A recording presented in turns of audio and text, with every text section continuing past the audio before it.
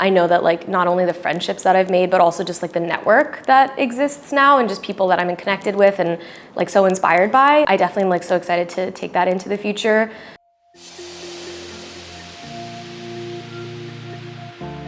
What inspired me to speak at commencement mostly was kind of like curiosity about it. It just seemed really exciting to be able to kind of talk about my experience, especially being in the BAFA program, something that people don't know as much about or is more unique to our school. With the times that are going on right now, I kind of wanted to be able to speak to my fellow students and speak about some issues that I feel like my time here has kind of like prepared me to talk about.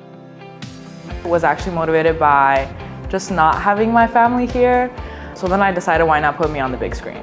Just so I could be live streamed to be seen by my grandma and just like the older family. Well, someone who's also the eldest of a family, coming to the new school, also being in the big city, I realized how essential it is to have a community. I can't say this enough, like the kind of really letting myself be a multidisciplinary person and letting myself fully exist as somebody who like doesn't silo into one category or one industry. I think like really just letting myself do all the things that I do and combining them in really cool ways is something that's going to serve me like ongoing. Someone that I will always remember and hopefully will always keep in touch with is Nancy Valadares. Through them, I learned how to tell my story. Understanding design as a structure or as a language itself, it's very fixated, so it's really important to push the boundaries. And I think that's something that Nancy was always encouraging me and everybody in my class to do.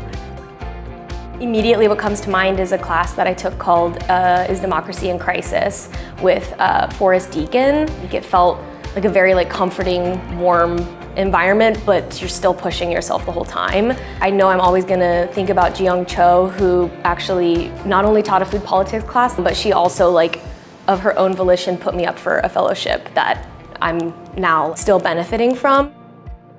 I think something that I want to tell the class of 2024 is be resilient.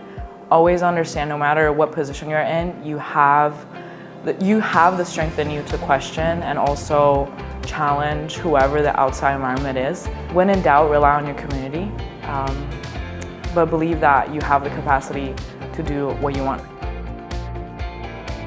Really embrace what it means to be a student moving forward. So learning, like constantly questioning things, being vulnerable to not knowing things, that's something I know for myself I want to try and carry on, and I hope that our whole class does as well.